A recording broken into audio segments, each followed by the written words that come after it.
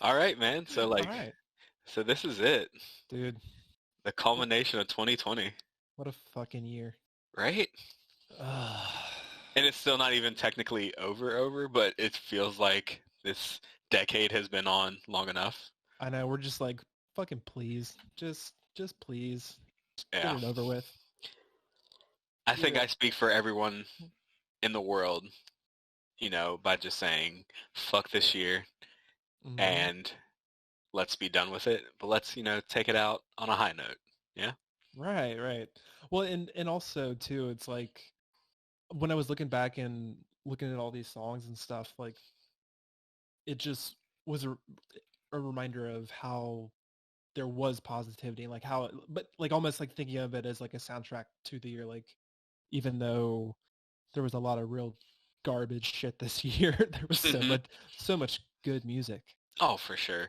I think like, when we like talked offline before about that was like the one silver lining to Hmm. this year is like there was like some really good music that came out.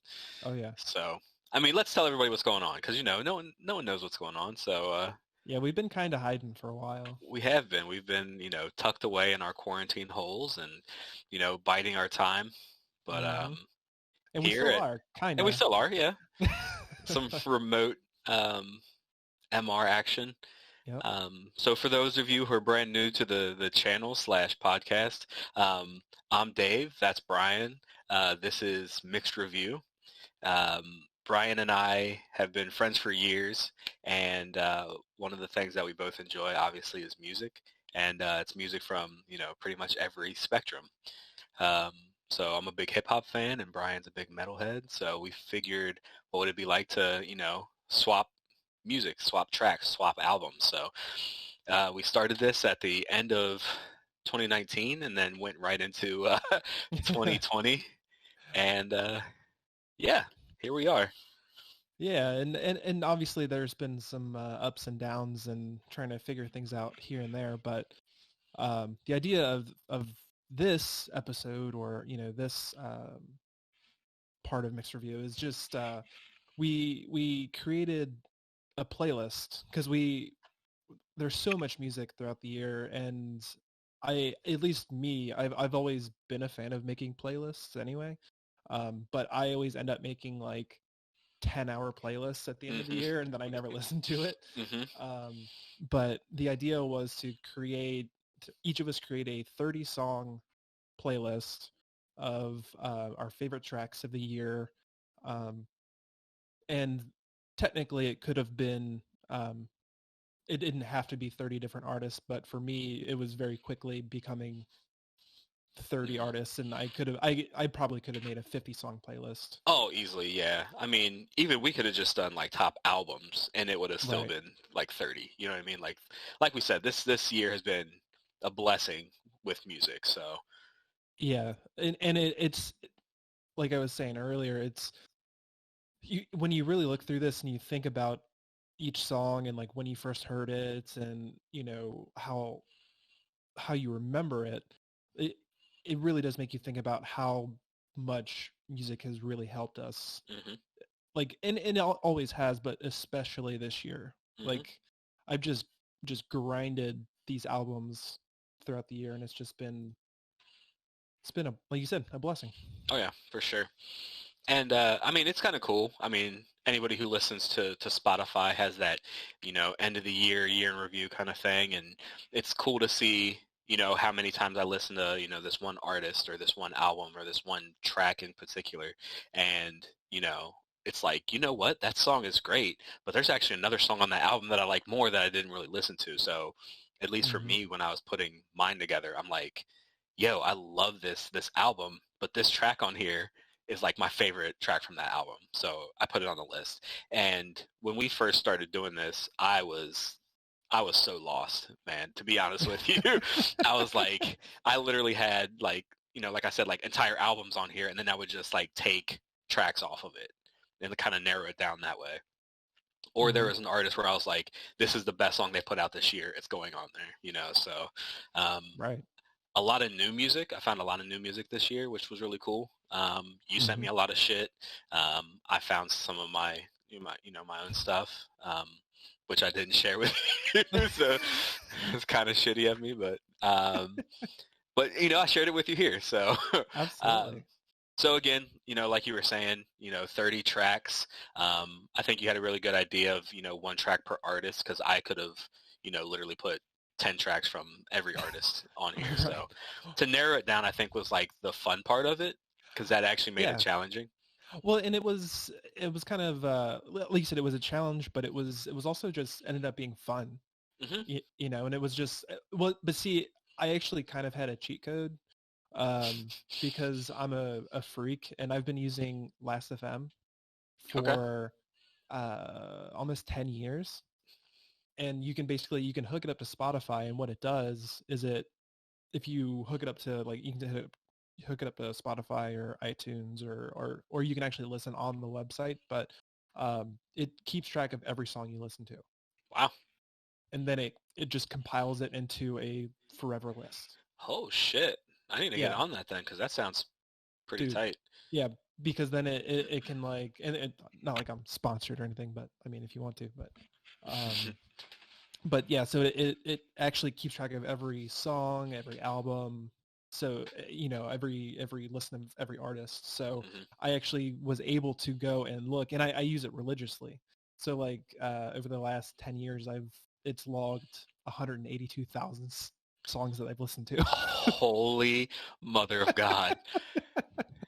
That has to be some kind of achievement. That's a lot Yeah, of like, and that's like 182,000 different songs, right? just song plays in general. Okay, okay. Yeah, so I've listened Even to still, yeah. that's bananas. That's Yeah. crazy. So it made it a little easier to go back and listen to like look at the stuff that I'm like, okay, yeah, What I really stood out? grinded, yeah, and I listened to this.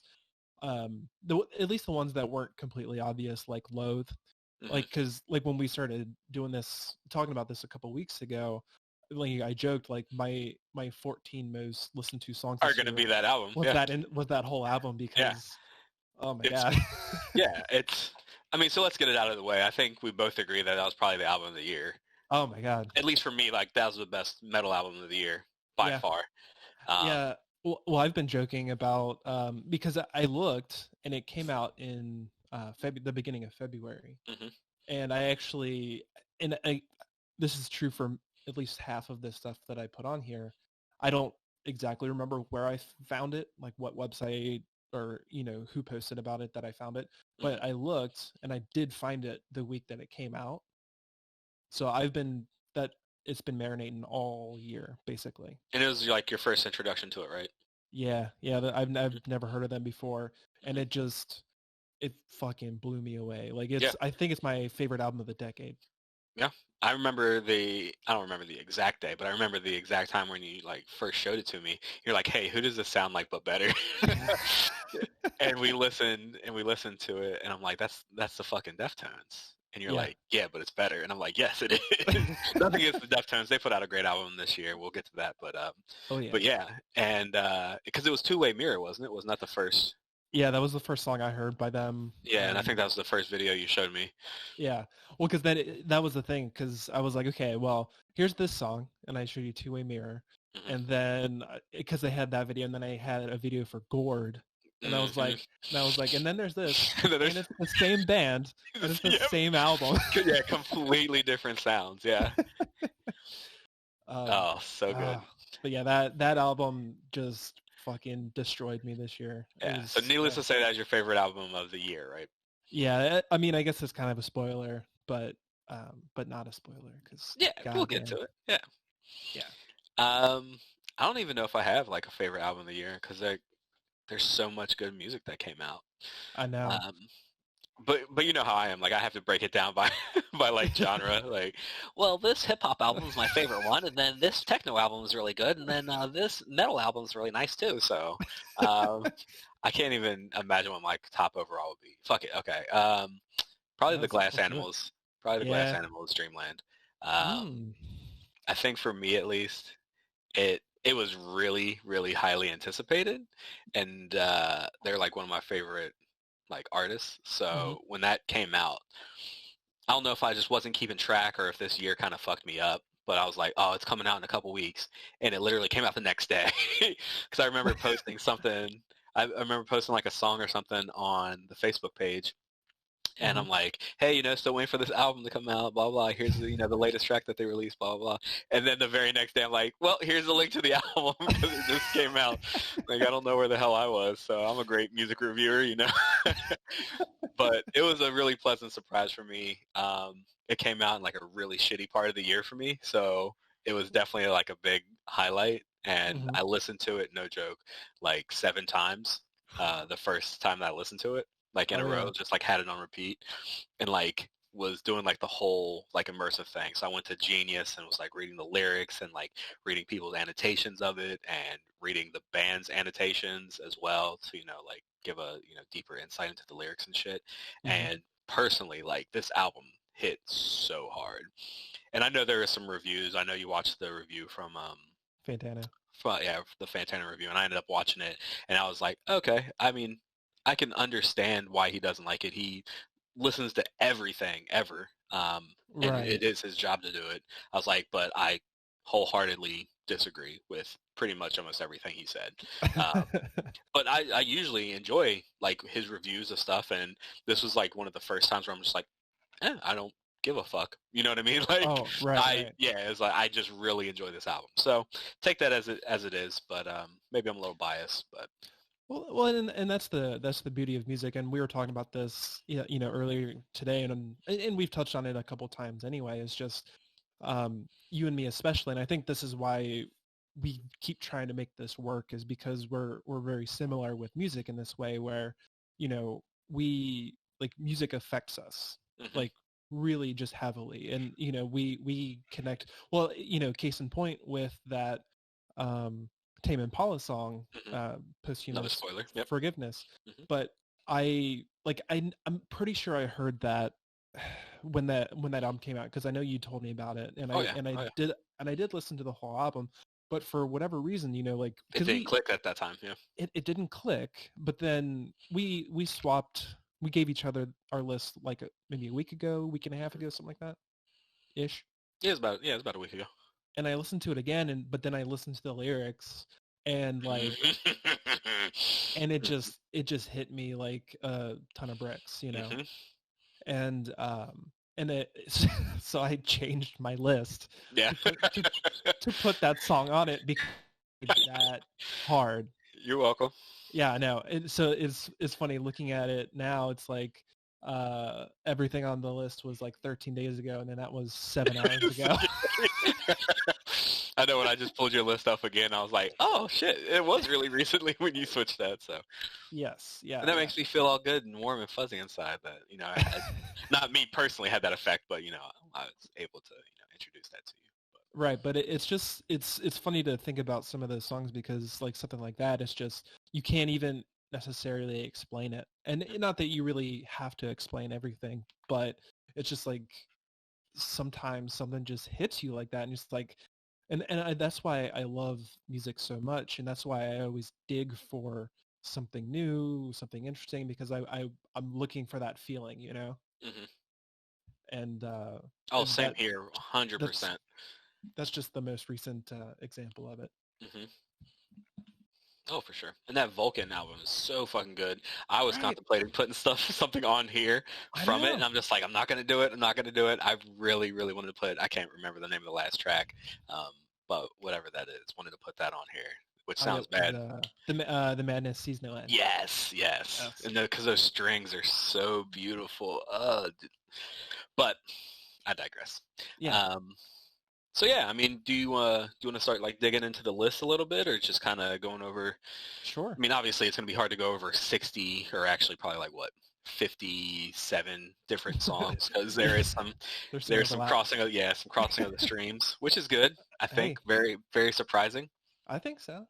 Well, like I said, I wasn't completely surprised at some of them, just because we had talked. So for those who don't know us personally, like we talk about music a lot, like a lot. So it's like some of it, like the songs themselves were a surprise, but some of the artists were hmm not a surprise, just Yeah. because like we've just listened to it or talked about it back and forth, Yeah. so much. So And even though I am shitty at sharing music, I do it sometimes. So you do. I do it sometimes. So, And but you definitely are the bulk of it. So I would definitely say my list is more influenced by what you've shown me than vice versa, for sure. So, which is yeah, a good thing. yeah, and I always tell people, I was like, if you want me to stop sending you stuff, just let me know because I know it can be a lot, but I would never say. I would never agree to that. Like, I was like, I have to share it. I have to connect with yes, I have to have somebody connect with it the same way that I do. yes, please continue sending it, and hopefully, into 21 we can start sharing that with you all, Yeah. listeners who are listening to us. Yeah. So yeah, if you want to go ahead and kind of start breaking down some of yours. yeah, for sure. So 30 tracks. Like I said, mine is more of an eclectic mix, if you would, of there's hip hop, there's actual just straight fucking rap, there's um, the Glass Animals album, which is like kind of poppy, kind of synthy, Yeah, dream poppy stuff. dream pop, yeah, yeah. A lot of the metal that you've shown me this year, Brian, definitely made the cut. Um, and then there's some stuff that really stood out and that I didn't realize stood out to me until I like started going back through my like list of music that I was listening to, and I'm like, fuck, I really like this. So we can start from the top. First track is 1985, Freddie Gibbs and the Alchemist, off of the album they collaborated on, Alfredo. My whole take on the list was I wanted it to have kind of a flow and kind of have like themes kind of go together and have this general flow through the my album of the year. So I figured that was like a great intro track because it starts kind of tough, kind of Oh yeah. hard. Definitely That kind of riff. set. Oh, right. And I love the whatever that is at the beginning. I haven't looked up what it's from, but I think it's from Stand Up. I'm not sure who it is, Okay. um, but yeah. So I there's definitely a lot more hip hop on this and rap than um, I would have figured. But as I went through, like just stuff just kept standing out to me. A lot of really good tracks. And then kind of goes into, again, Loathe, my favorite track from the album, Screaming.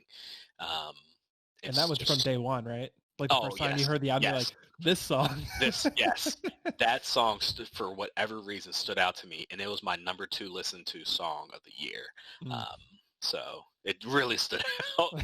I don't know why. Like, it's just such and I mean, people can go back and watch our review of this, and I believe it was the Kenny Beats Mm-hmm. and Denzel Curry Unlocked album that we did the mixed review on, Yeah, it and was. we both agreed that this Loathe album is amazing. And even then, when we did that back in Yeah. February or March, Yeah. I said this track was like my favorite track, so it stuck with me. Mm-hmm. Then it goes into Glass Animals, Good Tiger, um, and then one of the tracks that we both have on our list is "Wash Us in the Blood" by Kanye West. So obviously this made mine because this is one of Kanye's best track, probably Kanye's best track that he put out this year. That he wasn't a feature on; it was his track. Um, so yeah, I loved it, and it made your list too. So tell me a little bit about that, Brian. Like what made this stand out for you at least? Because again, that came out earlier in the year, I think. Yeah, Mhm. it looks like it. Yeah, it was a little earlier in the year. And honestly, I had been kind of toying with a little bit of his stuff because you guys have, talked about his music for so long, and how it affected you, and how you Super still. influential. Yeah. And granted, is like you said, like you guys said, is mostly his earlier albums, but Hmm. he still makes some good stuff here and there. And then you just happened to you were talking about it, and you sent it to me, and I think it was the video too. yeah, yeah, and and it was just one of those things, like the it's such a hard hitting song, Hmm. and like, but because the more I kind of hear about his music and the more I listen to it, like the thing that stood out to me was like the percussion, and I guess that's something that he's really known Known for. for. Yeah. And I can see why, because it's so cool. Yeah. Yeah. It's so cool. Yep. But also just the themes in it really stood out to me, and even the features. I think the thing that kills me about definitely this track, but some of the hip hop stuff that you have sent me and that I've listened to and stuff, it's just so multifaceted Hmm. in such a short time. Yeah. And You I think know, that's like hip hop in general is like a lot of like the top tracks you'll find and like a lot of, anybody's list. They do have like a lot of features on them. They do have a lot of, collaborations and stuff. So at least for right? me, I'm used to that, Hmm. whereas if you look at metal, when you see that, it's like, holy shit, these people are collaborating. You know what I mean? And like we talked about that before, it's like, maybe I'm just not aware of it, but it's crazy when like, two metal artists or, a metal vocalist, is on somebody else's, um, album or something. It's like, holy shit, this is crazy. Whereas, Right. in the hip hop scene, it's like, oh yeah, this person collaborated with this person, and oh, they actually put out a collaboration album, and it's common fare. So Right, and with metal, there are a couple examples that it seems to be happening more and more. Which again, like for me, like we were saying, before, um, it definitely needs to happen more because there's just so many great things that can come from it. hmm And like you said, like you're used to it for sure. And usually with metal or rock, I guess if there's features, they're usually like guitar solos. yeah, Like yeah, or at yeah, least if you look back in history of like people collaborating that way. But and then there's a couple vocalists like the like Trevor Sternad from the Black Dahlia Murder.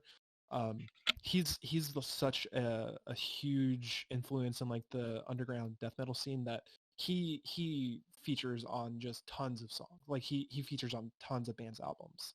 But I think he's kind of an outlier. But yeah, just something about this song. It really stood out to me. It just like I said, it's short and concise and to the point, and it just fucking goes, man. it does, it does, and I would highly suggest anyone who listens to our list and goes through it, watch the video with this song. Like just go on YouTube and watch the video because it speaks to literally 2020. You know what I mean? Like there's Mhm. so many clips of stuff and it's very fast. It's very like kind of glitchy and kind of all over the place, but it is literally this year in a nutshell, to me at least. which A lot which of the civil also unrest and shit like right, that. which also for anyone who is listening, we'll be posting our lists when we post this episode. Also, just so Yes. um, if you guys want to get in the conversation and listen to it, yeah. Yep. Well, we'll post it on our Discord, which you should Hmm. join. It'll be on our Facebook page, which you should also be a fan of, and on our Absolutely. YouTube channel, which you should like, comment, and subscribe. I don't know. I'm not a fucking Hit that bell. YouTube. Yeah, hit that bell. I'm not. Yeah, I'm not an influencer, but just check Mm-mm. us out if you like our content. Hook us up. Yeah. But yeah, so moving on. Little Dance Gavin Dance. This is a band that I've been a fan of for years, and they put out an album this year. So yeah, check it out. The next track, I know I've never sent you any Action Bronson. I know we've talked about him before, but I really, when I put this on here, I was like, I really hope he likes this. So this is one of the tracks that I hadn't sent you this year, but this whole album, to me at least, is just gold. So hopefully Oh you man. enjoyed it, the Latin Grammys. I was cracking up, Yeah. and so was Kristen. I remember showing it to her because not that we like he's not in a lot of things that we've seen, but like just because we watched like Hot Yeah. Ones and Fucks, that's delicious. And yeah, like mhm. he's all over that world for good reason. But Yeah, yeah. so we know what he looks like because you can't forget what he looks like. God, no. You just can't. And I just Yeah. love that he leans into it. Yep, yep. And I It's don't want to so spoil fucking the funny. the hook to this song, but it's it's so good. And just listen, it's great. So yeah, next track is All Them Witches, The Children of Coyote Woman. This actually came out, I believe, in January. The album didn't come out until June or July. I could be speaking out of my ass, but I'm guesstimating here. But this track is amazing. This is kind of more on the country-ish kind of folky rock. I don't even know how to put it in a genre, but it's really good. They were supposed to be, or actually they were at Bonnaroo last year, and unfortunately didn't get to see their set. So big regret there. And then the next track is Posthumous Forgiveness by Tame Impala.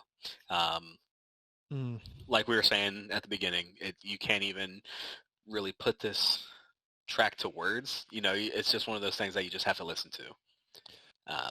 Yeah. Oh. It's really powerful. It's really deep. The meaning behind the title, the meaning behind the lyrics and everything. Personally, if you're a person like me and you like to look into the meaning of the lyrics and what the artist puts into the song, definitely go to Genius and look at some of these tracks. A lot of the stuff that I put in my list, at least, has a lot of deeper meaning and meaning behind the meaning type stuff. So just check it out. I'll let you go into more of it on your list. So yeah, I don't want to take up all the time. Hey, we got nothing but time, bro. Yeah, right. Then we got some Run the Jewels, another great group. Killer Mike, LP, Legends. Also, completely changing the mood. Yes. So that was the other thing. So, right as Posthumous Forgiveness ends, it kind of starts to change the tone of my list and kind of brings it back up. And this Run the Jewels track is that. So it starts building back up. After that, it goes into Behind the Blood by Catatonia, which is a little bit more of a faster metal song. Now, what is their actual genre? What would you call it, at least? Right? So they're one of those bands too where, like, because a lot of the bands that I love and that I have told you about over the years, for better or worse, they've been around forever. Mm-hmm. So I'm pretty sure these guys have been around for like almost 30 years. Wow, that's crazy. I know. And this actually kind of sort of came from Kristen, right? Because this is Kristen's favorite band, or one of. Yeah, one of them. Yeah. But so they've been around for a long time, and they actually started out as, and it's people get on me for genre or like subgenres and stuff, but what people call it is like death doom. So they used to be really, really much heavier and have like growling vocals and stuff like that. But over this the is years, not that. no, this is not that at all. Yeah, over the years they started adding in more like gothic tones and more like melody and rock.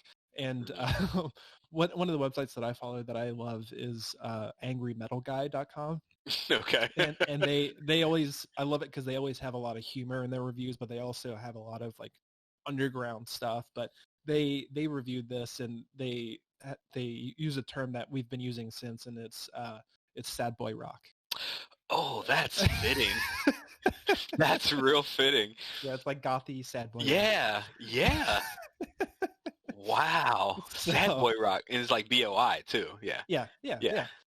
So I think if you ask like professionals that talk about music, I doubt they'll use that. They would call it like progressive, like goth rock kind of stuff. Goth. Yeah, okay, I can see that. But they'll forever be sad boy rock to us. Yeah, sad boy rock, and that's all it will be known as from now on. Absolutely. So this track was really great. Another one of my like highly listened to tracks. I mean, the whole album is really good. Really listened to it a lot this year. Then we go back into a little bit more hip hop, a little more lighter feel. Well, the song is lighter, but the the lyrics and the meaning aren't really light at all. And it's called Ego Death. This was another one of those hip hop tracks that has a lot of people on it. So it's a Ty Dolla $ign song. It's on his album featuring Ty Dolla $ign. That's the name of his album. But it has FKA Twigs, Skrillex, Kanye West. So a lot of collaborators on this. This has more of a housey, house hop, trip hop kind of feel to it. Another one of my favorite tracks from this year. Really good vibe to it. Then the next track is First Class by, I hope I'm pronouncing this right. I know I'm not. Khruangbin. Yeah, I was just wondering about that. Yeah, I think it's Khruangbin. This is kind of jazzy. I don't even know. This is the first time I ever heard of them this year, and it's, I believe, either their first or second album. The name of the album is Mordecai, and it's out there. It's really different. It's different than a lot of the stuff I usually listen to, but it just really caught me off guard. And this album is another really great one, so I would highly suggest checking that out. Um, Next one is one of my favorite new artists that I just got hip to this year, Phoebe Bridgers. Um, the track is Punisher from the album Punisher. Um, she has one of the most beautiful voices that I've heard in a very long time. I would highly suggest anyone who hasn't gotten familiar with her to go and check her out.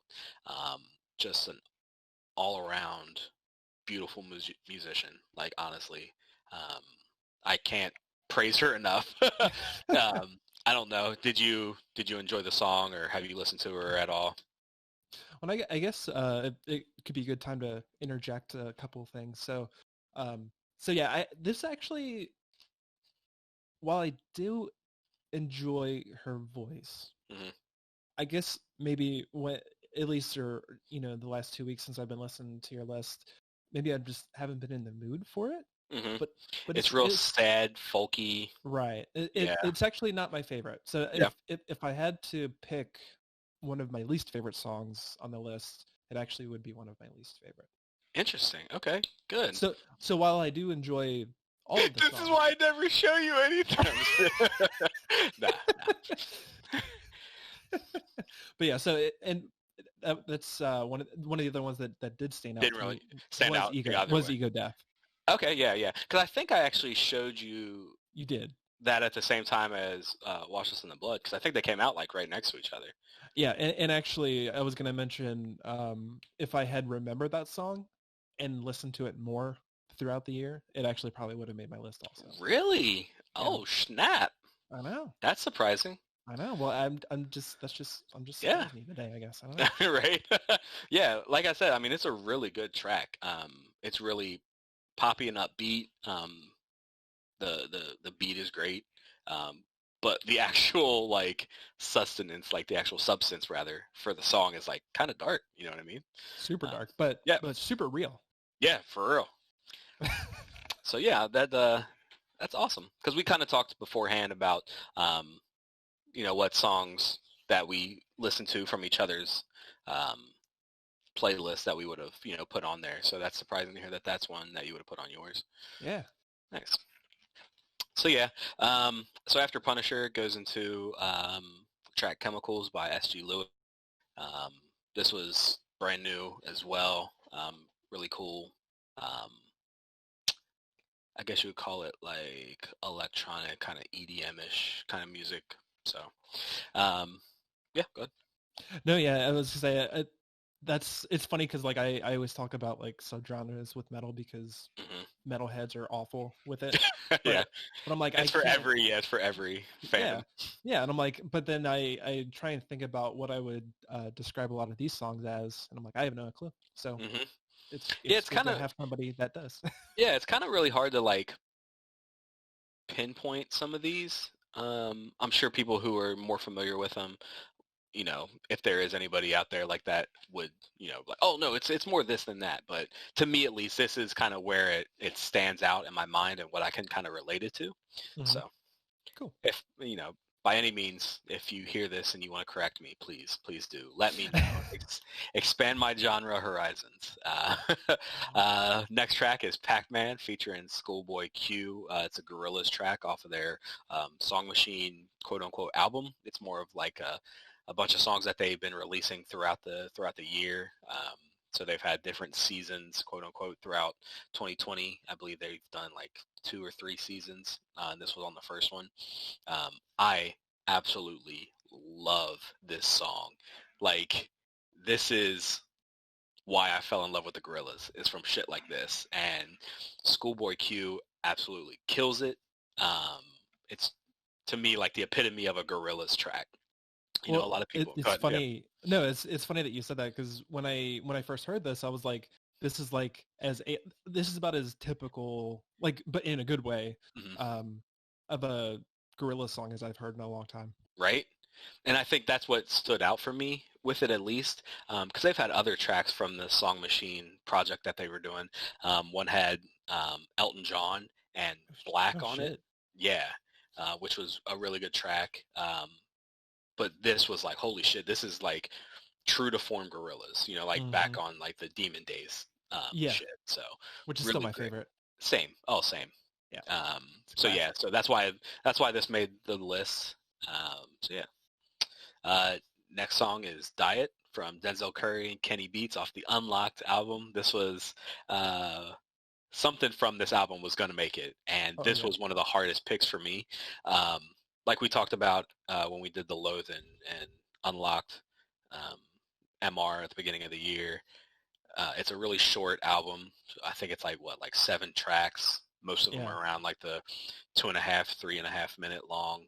Um, Yeah, it's so basically like an EP. it is, yeah. So listening to it is super easy. So I listened to this again like 3 or 4 times, and I'm like, what track on here really stands out to me? And it ended up being Diet. I don't know why exactly, but to me at least, it hits the hardest. Oh Um, yeah. and it's just so tough. And Kenny Beats is one of the dopest fucking producers right now.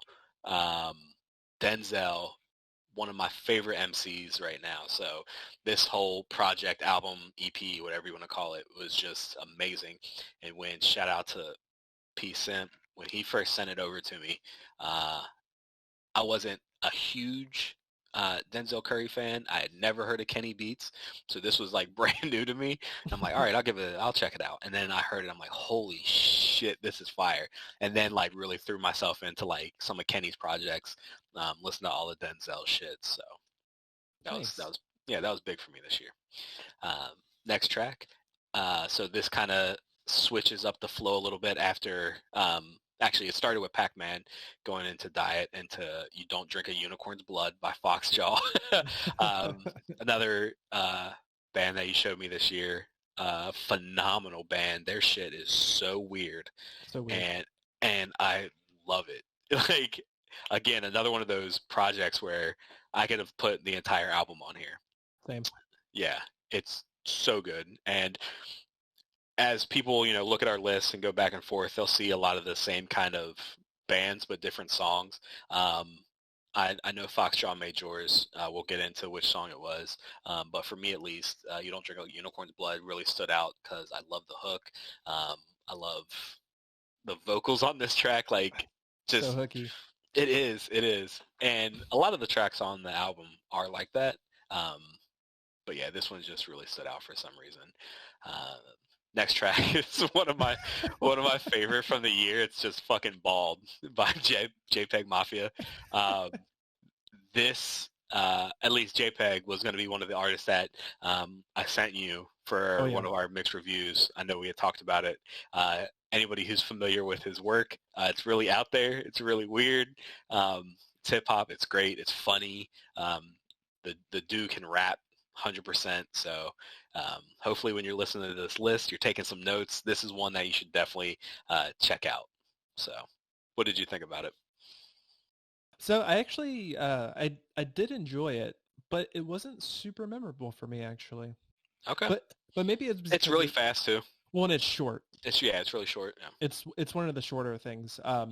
But it's not one of the ones that I saved um, right off the bat. Yeah. So obviously, like we've been talking, like I still have been listening to the whole list a ton, but Hmm. this song in particular, it hasn't hit me yet. Yeah. That's understandable. Yeah. It's I would probably like this to like an acquired taste. Oh yeah. Um, it's definitely something that you kind of got to get used to. I love the beat. The beat is so weird, and again, kind of like glitchy and like all over the place. He's kind of like um, he loves to like sample shit, and like Hmm. there's a lot of sampling in his music and the beats that he uses. I'm not sure if he produces it himself, but they're just really wacky too. So just it's like fun music, you know what I mean? Right. Um, Next track by the absolute legend Nas off of King's Disease is Spicy with Fivio Foreign and ASAP Ferg. This is Nas's first album in a while. The album as a whole isn't bad. This was the first track that I heard off of it, and just the beat is so tough. Like it's bananas, and like just the way it comes in, that it's like fucking New York hip hop. Like this, it just goes so hard, and I absolutely adore this track. The rest of the album I could do without, to be honest with you. It didn't Damn. really. Yeah, the rest of the album's okay to me. Sure, I'm gonna get some flack from that, but it is what it is. It's the best song on the track, or the best track on the album. So, Nice. next track, the Scotts, Travis Scott and Kid Cudi, aka Scott Mescudi. So that's why it's the Scotts. So yeah, this track, another collaboration. I realized Travis made the album or made the list a lot, but He as did. all features, because he didn't put out an album this year. And I'm sure if he would have put out an album this year, one or two of the tracks would have made it. I'm a huge Travis fan. I love almost everything the dude puts out. The shit's just catchy. A lot of people look at it as like real, like overly marketed and just, pop hip hop, which I guess it kind of is. But if you look back at the dude's like story, like coming up from like literally playing shows with like 12 people, and now he's like selling out like arenas and like world tours and all that shit. It's like the epitome of the hip hop dream. You know what I mean? Like Oh yeah. it's what everybody as a rapper strives to do, and the dude's done it, and I enjoy his music. So Well, and honestly, that's what counts. And the older I get, and the more we dive into music and stuff like that, I I try to turn that part of my brain off, hmm where it's like, because after I was getting through, like what was probably going to be on my list, I realized how much of it was from like established bands, like, hmm or quote unquote popular bands, and I was like, damn, I really tried to find like underground stuff or new stuff this year, but it was kind like, of fall back yeah, on it. Yeah. yeah, but it's like if it's good, it's good, If it's good, whatever. it's good. Exactly. 100%. And Yeah. I feel like a lot of people look at that the opposite way. Like, well, I would say it's good if it wasn't from this popular of a band, you know what I mean? Hmm. And it's like, that's kind of shitty, because then you're like kind of boxing yourself out of finding shit that, you might love. Right. So Yeah. if you Just gotta learn be honest anything, about it. yeah, exactly. Just be honest about it. Yeah. Let's see, shit, where was I? Oh, next track is the opening track of the Deftones' newest album, Ohms. It's Genesis. Again, another one of those albums that I could have literally put the entire thing on there. Maybe one or two of the tracks don't really hit, but Hmm. for the most part, the album is amazing. Huge Deftones fan.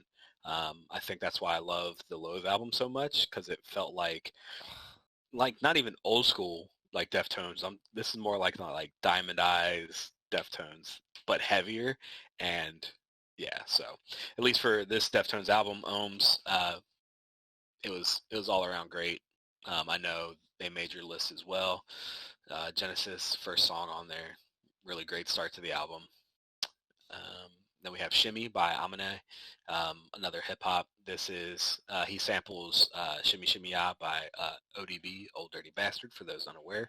Kind of has some of the same lines in the chorus as well. So a little bit of a callback to the old head shit. Next track is the beginning of the, I don't want to say decline, but it definitely starts, kind of bringing that high energy of the last couple of songs down into the ending of my list. It's Do You Need Me by Louis Del Mar.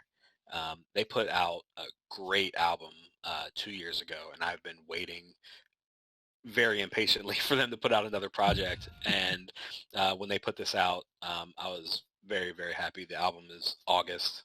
I believe it came out in September. but um, but yeah, another Fucking another news. great track, right? um, I've been talking a bunch. Any of the past couple of tracks really stuck out to you at all? Yeah, this one I did enjoy this one a ton. Obviously with the Deftones song, I fucking loved that hmm too. I did put a song of that album on, but a different one. But I I actually think they're went. bookends. That's exactly what they were. Yep. Um, but I listened to that album a bunch just yesterday or the day before, just while I was driving around, and because that's one of the things too, is like when there's so much music coming out, I've lost a couple albums just because I Hmm. was like I didn't give myself time to digest them. And Same that here. one in particular, I was like, okay, I know it was good. I just didn't remember how good it was, and it was like, And God then you damn. got back into it. Yep. Oh yeah, because it was such a bounce back from Gore. Because I know you liked Gore a lot, but Hmm. and I did enjoy Gore, but this is definitely way better. Oh yeah, yeah. I mean, I can understand why you feel like that. Um, Mm-hmm. and I feel like a lot of people probably did. That's kind of why they went back to the sound. Um, it's not like spacey, but more atmospheric, Mm-hmm. and then has like really heavy parts. So I think Gore was mostly But atmospheric, kind of mm-hmm. a little But more folky. as far as this part of the playlist, uh, because I ended up liking one of the upcoming tracks so much, I Hmm. haven't listened to the tracks around it as much. Oh, So okay. like the Louis Del Mar and the next couple because Mm, of the one coming up. So gotcha. Uh, I gotta dive into this one more. okay, cool. Next track is Afterlife by Flatbush Zombies. This was not on an album this year. This was a one-off um, that dropped, and I'm a big fan of the Flatbush Zombies. I wish they would put out more stuff. I know Michi Darko, one of the MCs, is putting out his solo project soon, so I'm really looking forward to that. Um, not too much else to go into on that one, but again, it's a little bit darker. As the playlist starts to wind down a little bit. Next track is Front Street Freestyle by Mick Jenkins. Is this one of the ones that That you're that's this the one of the ones that hit me. Yeah, yeah. Yeah. Mick is bananas. um, Yeah. so again, shout out to Perry. Sent me this early in the year. I mean, shit, I was like, actually went back through our messages to find out when he sent me this, and it's months and months and months and months and months ago. So um, Hmm. I definitely feel bad about not sending this to you earlier and just introducing you to Mick. Oh man, Because I don't know if you've had a chance to listen to the Waters Project yet, not um, yet. but I would definitely suggest that. It's really good hip hop. So Well, yeah, like I said, the beat on this is just so is it's there's something off kilter about it. Like it's mhm, just the way it's put together is so interesting and cool, and the lyrics are they're just so good. mhm. Like I guess with it being a freestyle, it's like it's pretty straightforward, and It's a little misleading. It's a little misleading. It's more of like a free verse. okay. So me and Perry has had this discussion a lot, and he's like opened my eyes to it because he's more of a hip hop head than I am. So Hmm. um, it's not a freestyle as if he's literally just saying all this off the top of his head. Okay. It's it's more along the lines of this was like a one time through that he did from Mm. something he previously wrote. So Okay. whereas with other stuff, like they'll write a bar, go back and work on it, write another bar, go back and work on it. This was he wrote all this down and just did it. So Okay. Well, regardless, of the songs on your list that were completely new to me, this it was in my top three for sure. hell yeah, okay, Yeah. nice. Yeah, I'm really glad to hear that because, like I said, Mick is an amazing artist. So I really hope this opens, maybe some other people up to him, give them some Yeah. more spins. Um, Next track is "Getting High and Having Fun" by Grizz. So Grizz is just an all-around amazing artist. He's a DJ, but he also plays a lot of live instrumentals in his shows. Um, I've seen Grizz a couple times at different music festivals, and every single time, without fail, has been a highlight to whatever festival I was at. Anybody familiar with Grizz knows that dude is one of the hardest working DJs. Um, or artists rather, just in the biz. He's always putting out new music, always putting out new projects, always collaborating with other people. So yeah, it's really funky And fun. and fun. Yeah, Like I for said, yeah, sure. the title says it. Yeah, right. So a little reprieve from some of the darkness around it. um, but yeah, it's a all-around fun track, and that's pretty much the gist of it. Next track is "Eat" by Tobe Ngagwe, I believe. I know He I'm even saying says right. it in the He song, even doesn't says he? it in the song, but he says it But so I fucking can't. fast. Yeah. Yeah, he says his whole fucking name in the song. But this is one of the newest artists that I've gotten hip to, and uh, more people will probably be familiar with the another track that he put out called "Try Jesus," which is, I don't know if you've listened to it yet, but it's Not yet. hilarious. Pretty I'm much actually the gonna gist. save it. Yeah, pretty much the gist of it is try Jesus, don't try me because I fight. So that's the first thing I heard from him. I'm like, all right, this dude's kind of funny. So then I looked into some of his other stuff, and then I heard this, and this is he eats like that's like a little play on words for for in hip hop, like when you eat the beat, and that's what he Hmm. did in this. And I believe Fat is his wife, so that's the other Okay. person. Yeah, Fat's That his it, makes a lot more sense, right? right, and it's Yeah. fucking hilarious. Yeah. Just So cracking up. yeah. So this is another like fun song at the end of the playlist to kind of lighten it up a little bit, and I really enjoyed it, so it made the list. Um, Second to last track is, at least for me, one of my favorite tracks, like hip hop tracks of the year. The album Spilligion. Was okay overall, but there was like a couple of like really standout tracks. This was one of them, End of Days. So Spillage Village, Earth Gang, Jid, and Jordan Bramson or something, I think. Bryant. Bryant, yeah. Yes. Not a not too familiar with him, but Earth Gang and Jid, um, big fans of them. So I knew this album was going to be kind of bananas. It kind of left some wanting at least, but at least this track is really really good. Like I said, one of my top hip hop tracks of the year.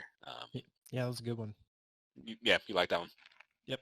Yeah, so I was kind of iffy on if you were gonna like it or not, because when I showed you the Earth Gang album, I believe that was the end of last year. It was one of the first MR that we did. Time's flying. Right. Um, you said you really weren't feeling the Earth Gang, which is understandable. They're kind of out there a little bit. They remind me of a young Outcast, a little bit. So Outcast, favorite hip hop act of all time, without Oh doubt. damn. Yeah, All dude. right. Oh, I stand for Three Stacks and Big Boy. I don't know if people still say that shit, but I stand for them. Like, no joke. So they really resonate with me. So I try to listen to every project that they put out, and obviously this was one of them that really stood out to me. And then the last track to me was the best closer that I could put on here. This just came out, I believe, like 2 or 3 weeks ago.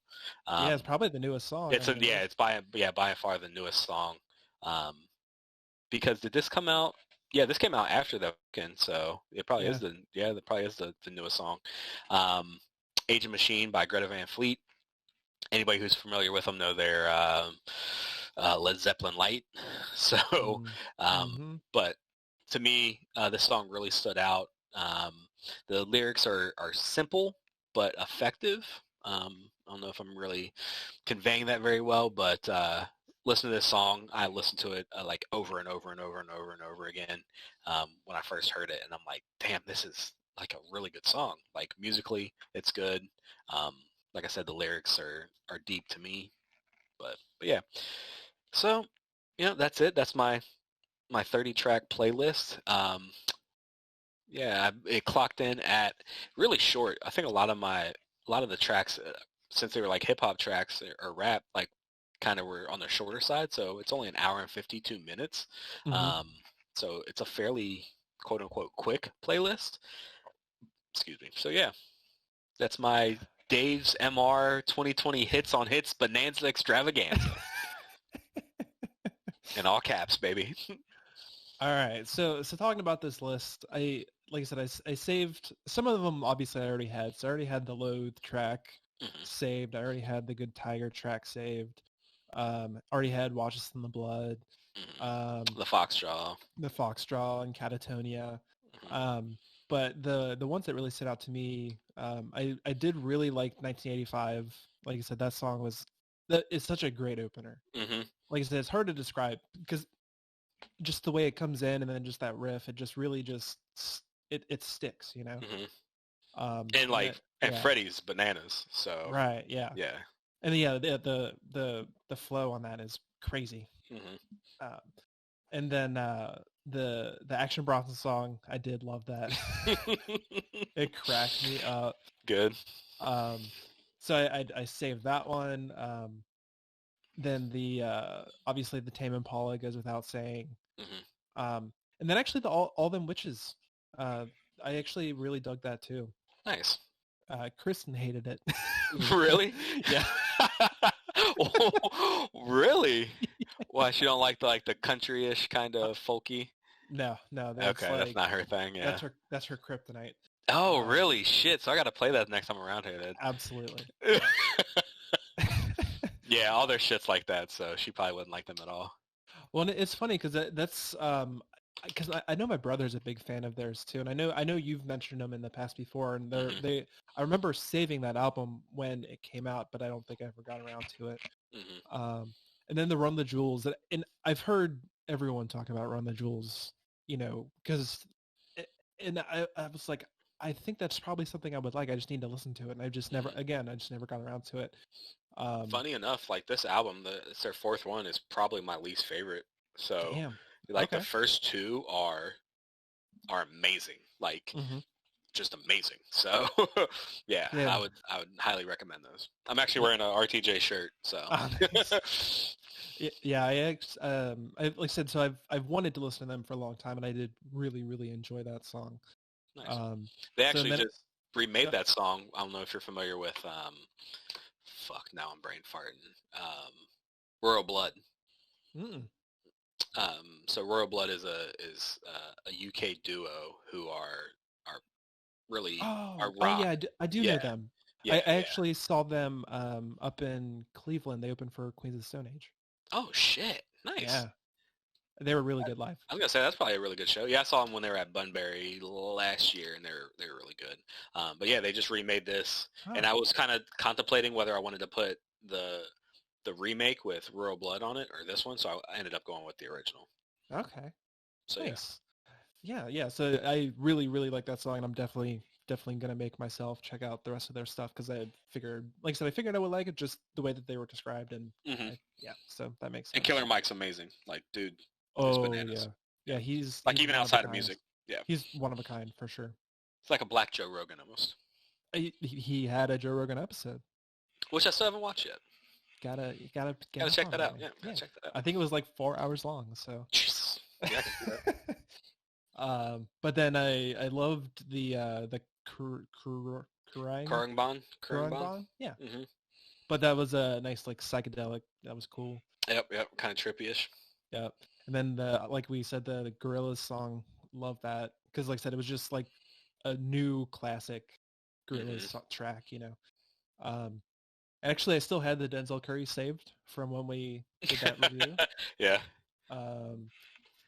And then obviously the Deftones song, Mick Jenkins, and then I had the Tobe, whatever. Ngakwe. Yeah, that. Yeah. Ngwe. Yeah. Yep. And then the Spillage Village, and that what I was telling you offline about the Greta Van Fleet song. That's the first song of theirs I've actually really loved. Mm-hmm. So it takes some getting used to, but it's really good. So so I fucking loved this list. Thank you, man. And I will be listening to it still for quite a while, I'm sure. Yeah. Very impressive. I like it. Yeah. I know, like, offline when you told me, like, when you were, like, hyping it up and you're like, yeah, man, like, I really liked a lot of that shit, dude. I could not stop grinning. Like, I was talking to D, and I was just like, he likes it. He really likes it. Like, because I was, like, stressing out. I'm like, a lot of this shit is stuff that I'll just like listen to on the reg. Some of it's stuff that just like really stood out like as I was putting this playlist together. So I'm like, I don't know if it really flows like I wanted to. I don't know if like it really kind of conveys the year I had, because like I tied a lot of this into, like you were saying, when I listened to this, like when it came out, and like the mindset I was in. So a lot of this kind of just shows like my inner mental like of 2020. So. Right, it's like almost like a timeline. You can see the ups and the downs, and yeah, it's cool. Yep. It's phenomenal. Thank you. I appreciate that. Absolutely. All right, so if we transition to mine, mine has gone through a couple changes as we've talked about the last couple days. Because it's also funny when we do really get into the nitty gritty and talk about music a bunch, like how similar we approach it, but also different. Hmm. And it was just even from how we compiled the lists themselves, like, because I don't know, like I guess I'm not a super organized person, but I guess I'm pretty organized, and I just like when it comes to music and stuff. And I think that's probably why I use Last.fm so much, as I like it to be organized. So Hmm. when I first was putting it together, I was like, oh, I'll just make it chronological, because I was like, or just how it all came out Hmm. throughout the How it year. came out, yeah. And then I listened to yours, and it flowed so well. I was like, shit, I was like, that's such a good idea. Why didn't I think of that? You definitely approached it like smarter, because it was and easier. You know what I mean? Like Hmm. just boom bam, put it in chronological, and Yeah. that's it. So like I was fretting bad over mine, so you probably felt better putting yours together, because I was just like, fuck, where do I put this one? And I got to switch this one around. I can't have too many hip hop tracks together, and you know what I mean. So Hmm. But so then I was happy with it, and I was like, okay, cool, yeah, it's just fine, it whatever. But then I listened to yours, I was like, damn, I want to do that. So the last couple days, I think it's the last like 3 days, I've been like trying to make it flow better, because it makes so much sense. hmm. And I was like, I want to do that. So only a couple tracks got killed in the process, um but I think it ended up turning out better. Yeah, and you're happy with the end, right?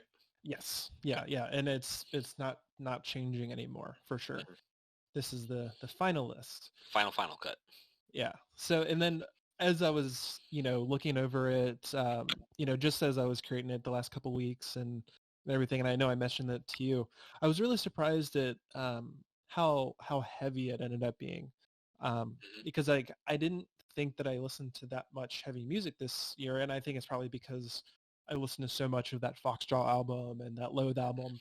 But then when I really looked at the other stuff that I was listening to, it was just a lot of really, really, really heavy stuff, and I was kind of surprised. But I kind of realized it was maybe a reflection of, like we were saying earlier, how the year was going. Is just like it was a really stress-inducing year, For sure. um, and I guess like because I've been listening to heavy music since I was a sophomore in high school, and it was what it I started listening to heavy music when there was a lot of stress in my life, so maybe that's just kind of how it goes. Um, so the opener is the title track "Verminous" from the newest Black Dahlia Murder album. So if anyone is any kind of a metal fan, they know of this band. Hmm. They've been around for a long time, and they've been just religiously putting out albums. This is actually the longest gap between albums they've had. They usually put out an album every other year, like clockwork. And Which I is think, crazy. yeah, oh my god, dude, and it's always good. Like a lot of people argue that they have a similar sound. They kind of put out a similar album over and over again, which I get, but Hmm. their sound is just so good and so much fun that it That doesn't just matter. works. Yep. Yeah, it doesn't matter. So yeah, they this is 3 years since their last album, Nightbringers. And while I think Nightbringers is a better album overall, I couldn't not put this on the list, because I always listen to all of their albums, because they're so fun, but they're so heavy, and they're so memorable. So, but I thought this was a good opener, just because like it almost sounds like you're in like a fucking The sewer, sewer. and Yep. It's good heavy. Like I yeah, I yeah. really enjoyed it. Yeah, like I said, it's so funny to think about, because like when you really listen to their songs, they are so heavy, but then it's like fun. It's fun to listen to for some reason. Hmm. It's so weird, especially because Trevor's lyrics are always super gnarly. But Yeah. um, It's but not yeah, like dark lyrics either. They're just like, oh shit. yeah. Like. A couple albums back, there's some pretty crazy stuff, because he's into like serial killers and all Mhm. that really crazy stuff. But Hence the name of the band. yeah, yeah, Yeah. yeah. Um, But yeah, so then I wanted to kind of just, you know, when I reimagined the order of the list, I wanted to just go back and forth between moods and tempos and like heavy versus not heavy. Hmm. And so I just turned it with Two-Way Mirror from Loathe, which is easily my favorite song of the year.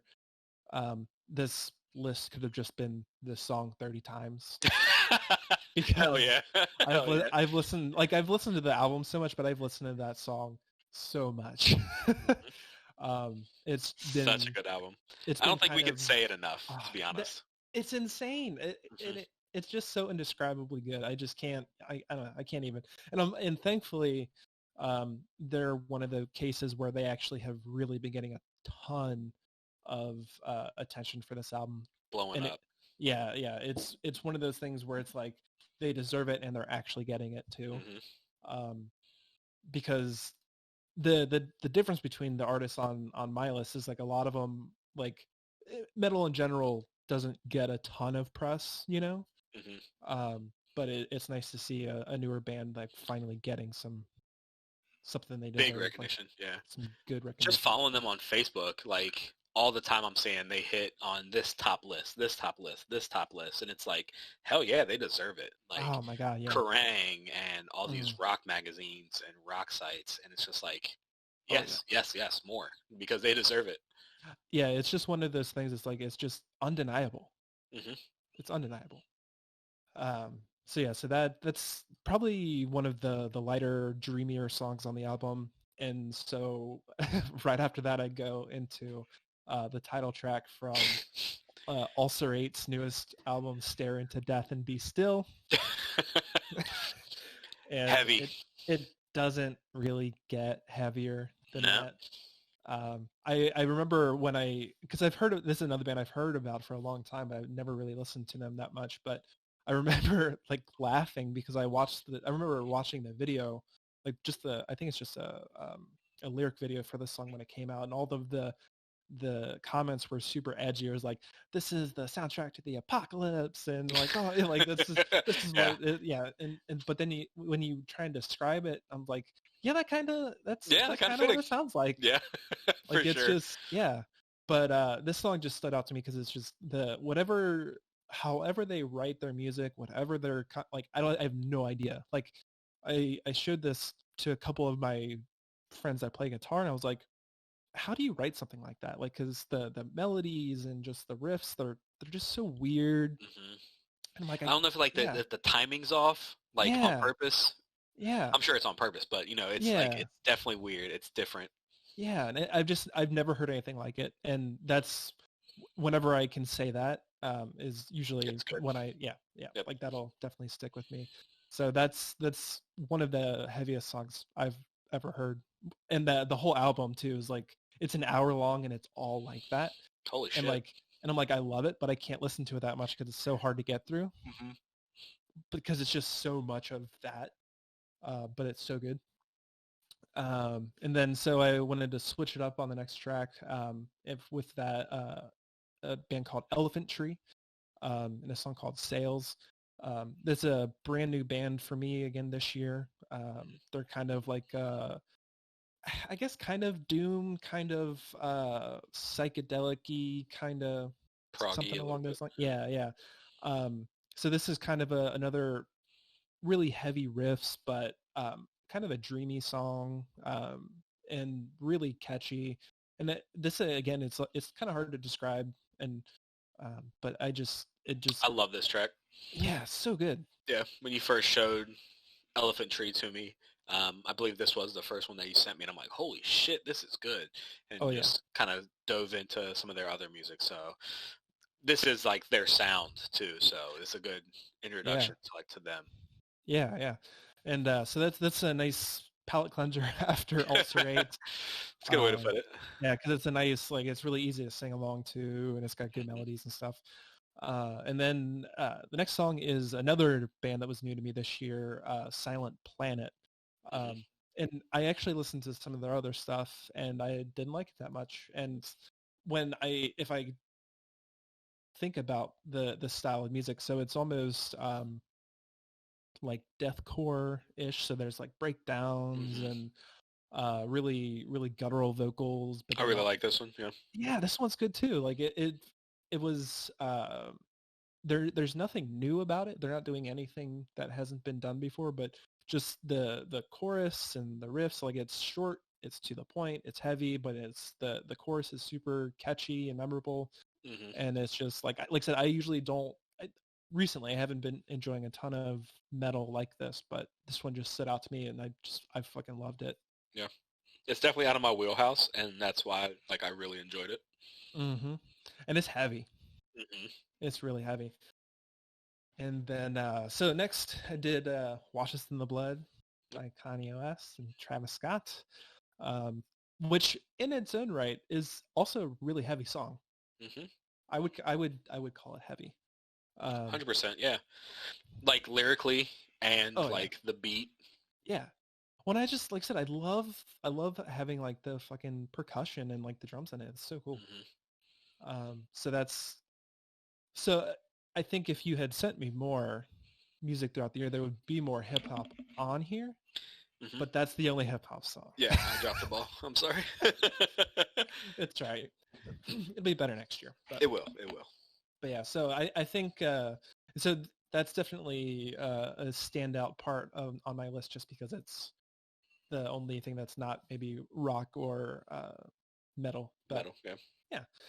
yeah. But next is a band called Bloodstar and Mhm. a song called The Fear. And it's a brand new band to me, but it's literally a brand new band because they just came out this year and they have 2 songs, and this is one of the 2 songs. Okay, so I've been meaning to ask you about this and this song and this band since I listened to the playthrough. This song is phenomenal. I love this because it has like this weird like I don't know if it's like this 80s kind of like Oh yeah. punky kind of I don't know. This track is great. Oh It's like yeah. the female vocalist, right? I'm assuming that's a Mm. female. Yeah. Yeah. Okay. It's just good. I don't know like how Yeah. else to I really enjoyed this. So it's kind of funny to hear that because I didn't want to look into too much of the stuff that I wasn't familiar with yet until we kind of did this Hmm. to kind of make it fresh. So now that you mentioned like this is like a brand new band, like that's awesome. Yeah, You know what I like I said, they have it's like is an EP called The Fear, and it's 2 songs, and this is one of the 2 songs. mean? That's all they have. So, Okay. and again, I don't remember where I found them, but I absolutely am gonna be looking forward to whatever else they do in the future. Mhm. Hopefully, it's soon. Yeah, this Um, stood out on the list for me. oh yeah, it's got a Really lot good. of like Iron Maiden vibes, Hmm. like Judas Priest vibes, and then the opening riff. It reminds me of I think it's BYOB from System of a Down. It's Okay. it's a it's a Yeah. very if you listen to that song, I'm pretty sure that it's a very similar riff, but it's just like you said, it's fun and catchy Hmm. and um, like I said, it's something I would love to see them live to sing along, like because it'd be so much fun. For sure. And it's definitely different than anything else on this list It for is. sure. Yeah, it definitely stands out. Yeah. And that's kind of what I think about too, is like looking at it, it was like how much like yeah, it's can be categorized as mostly like rock or metal, but it's still a ton of variety. Hmm. So many different sounds. Oh, for sure. Um, but next is a band called Dark Fortress.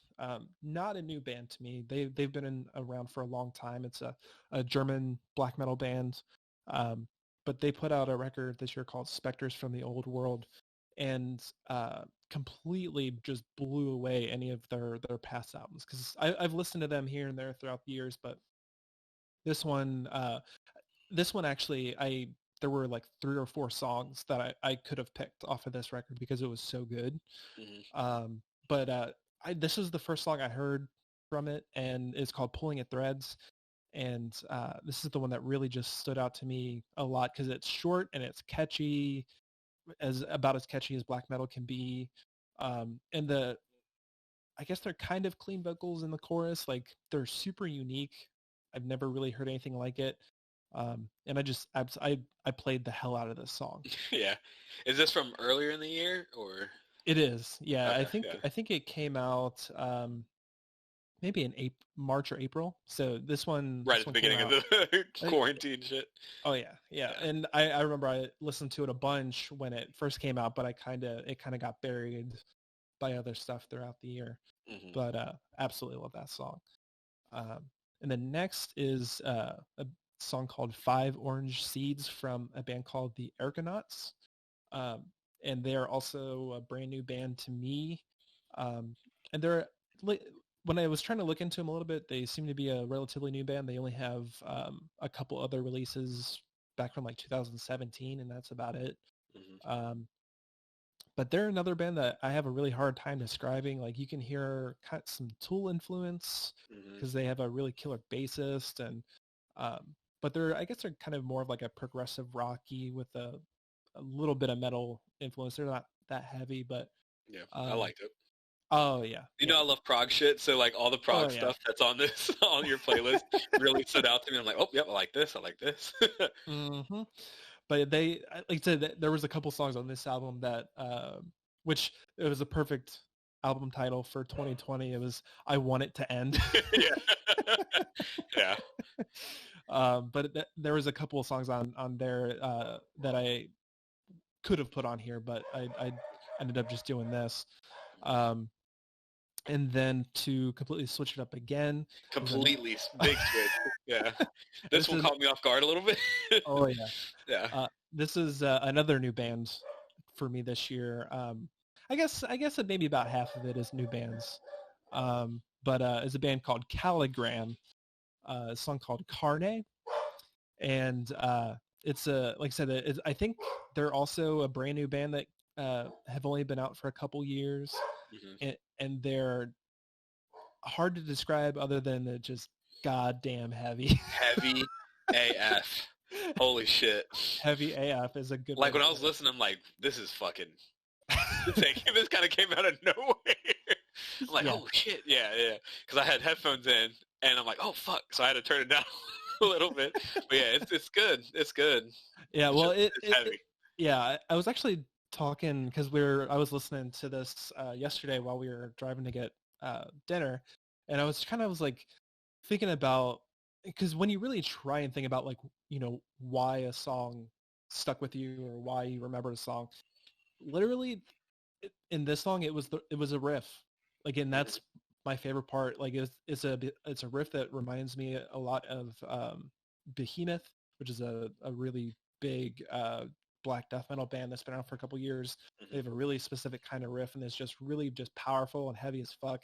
And the vocals kind of remind me of old school Cradle of Filth, like back from the really early '90s when they sounded really shitty. But I don't know. So just something about this song, it just really stuck with me. It's heavy as fuck, but it's good. Hi, Charlie. I know, yeah. And then to switch up again is Another 180, dude. Like complete 180. I'm like, holy shit. Like I love the flow of this. Like after re-listening to it, I'm like, this is great. I was like, and I will forever create playlists like this going forward because it, Hmm. like I said, having the flow and switching it up and like just like I said, tempo, style, sound. It's the way to go. Hmm. But it's another new band to me this year. It's called Freddie and the Phantoms. It's a song called Andromeda. It's a short song because there's actually a second part, but this the first part is the bulk of the song, so Okay. it's only like 2.5 minutes. But Hmm. um, man, I remember finding this band. I was like, oh my god, they sound like just classic rock revived, like old Boston, Yep. Journey, and they sound like they're American, but they're not. Oh shit, really? Yeah, I think they're from Denmark. Yeah, they're from Denmark. Okay. And I'm like, but they sound like the They sound like vocals. an American classic rock band.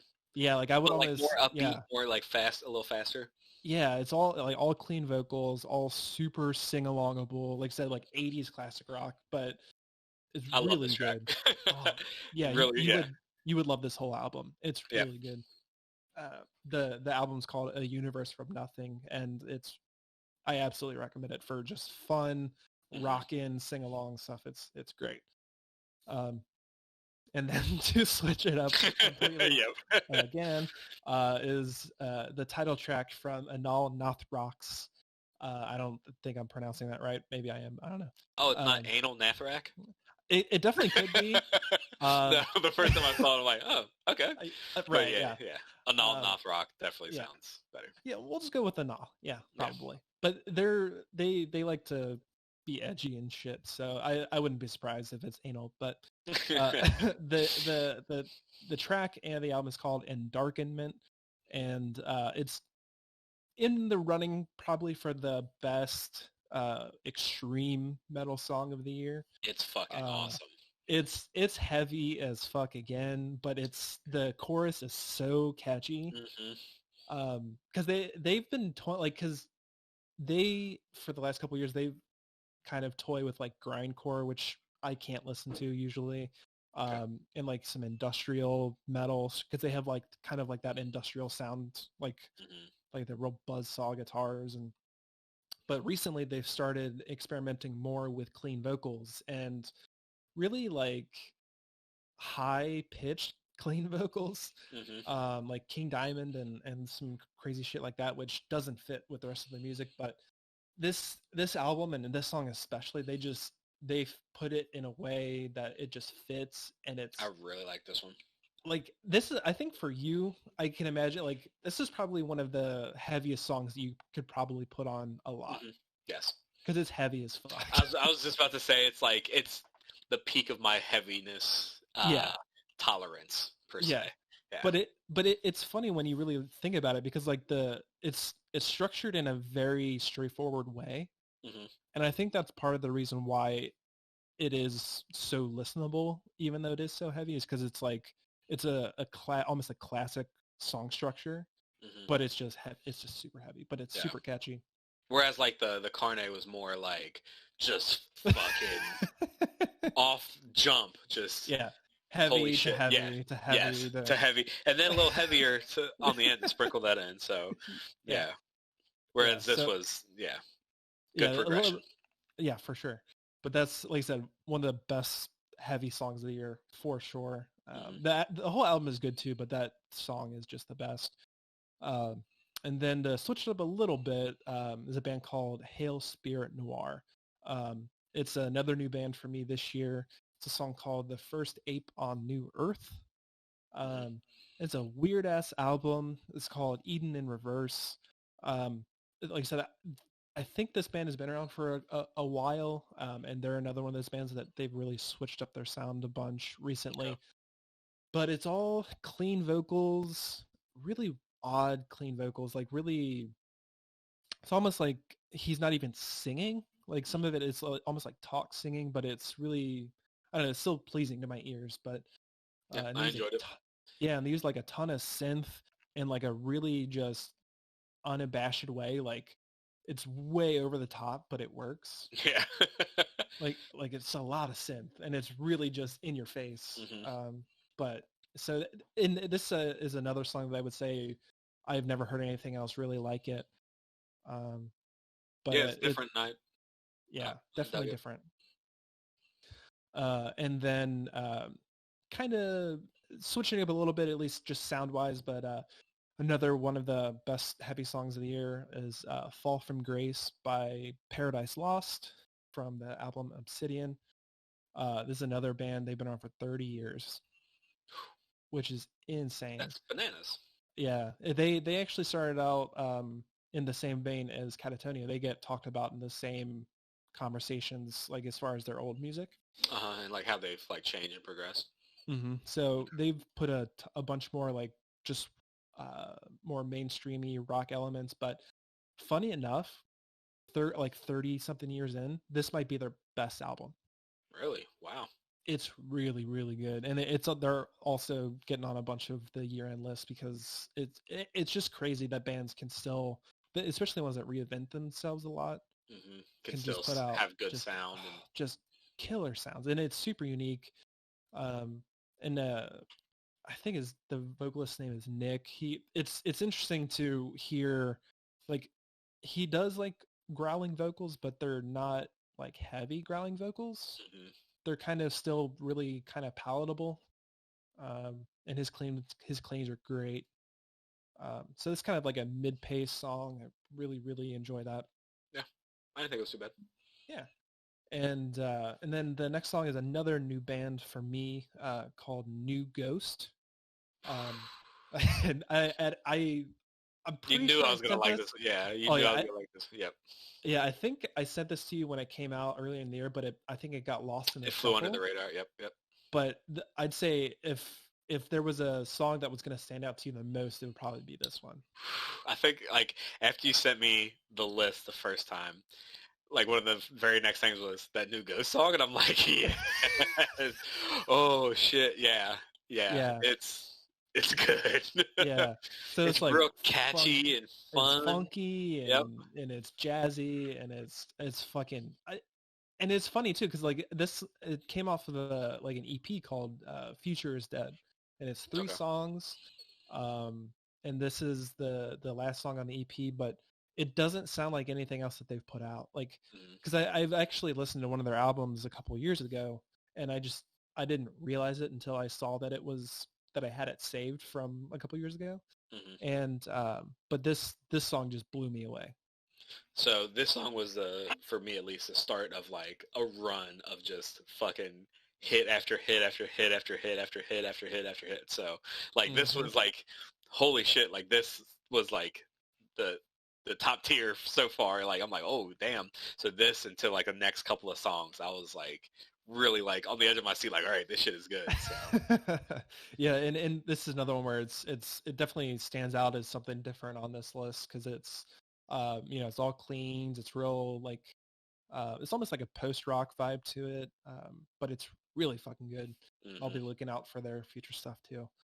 And then the next song is from the band The Ocean, or The Ocean Collective. Sometimes they get called. They're a German progressive metal sludge band that's been around for a long time. I think they've probably been around for 15 years at least. They've been around for a while. They've been putting out a bunch of stuff. And it's called Jurassic Cretaceous, from the album Phanerozoic 2, Mesozoic, Cenozoic. Yeah, they're big fans of. Oh my god, dude! Yeah, of these eras in time, I'm assuming. Yeah, man, they're definitely nerds, but in the best way possible. I've loved these. I've been a huge fan of these guys for a long time. Their last couple albums have all been fucking awesome, and this one is no different. And this is the longest track. This is probably this is the reason why my list is so long, but it's almost a 14-minute track. And it's really fucking good. It's so good, dude. Yeah. And it's actually got the vocalist from Catatonia on it, which I tasked you as finding. That's trying to find, yep. Since you like that album so much. Yeah. But yeah, this is it's a great track. It encapsulates everything that's great about this band, who is still pretty criminally underrated. But like I said, they're German. They haven't been able to tour over here a lot, but super great progressive metal band. And then next we'll switch up with Foxjaw, which like we talked about another album that we shared. Yeah. Oh man, so I think the album that they put out this year, Royal Swan, ended up being probably my second favorite album of the year. Okay, I can see that. Because I think it also, since Kristen ended up loving it and you ended up loving it, I just played it into the ground because it was one of those things where it's like it's indescribable. Yeah, that kind of gives it a bad like annotation though, like played into the ground. You know, like every time it was played, it was good. You know what I mean? Like it just has really good like lasting power. You know what I mean? So right. Well, what I mean by that is I played it into the ground, and I'll still probably listen to it. Yeah. Same here.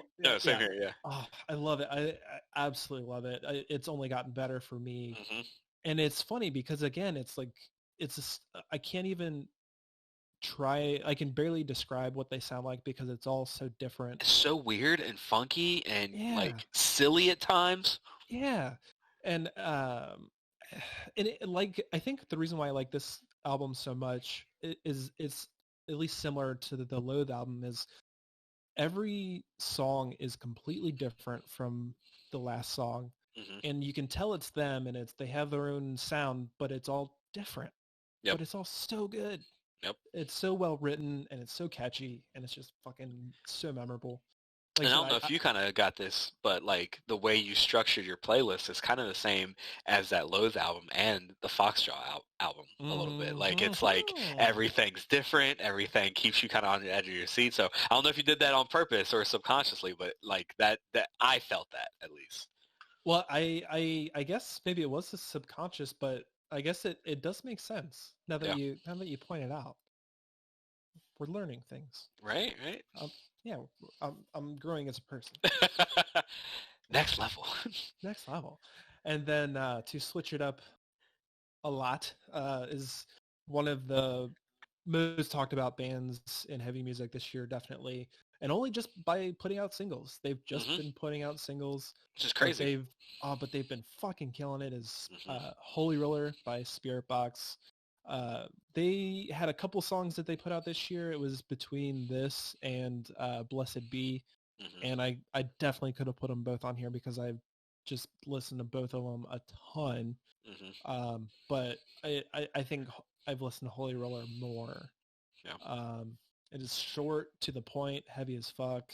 But just, I don't know, man. Like I said, there's nothing new that they're doing, but however they're writing it. They're doing it very well. They're so good. So good.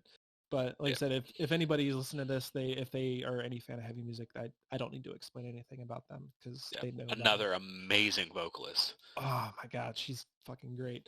It's crazy. And it's funny because I listened to her because she used to be in a band called I Rested a Bear once, and I don't like any of their music. So Really? Yeah. Okay. I think I might like one song of theirs, maybe.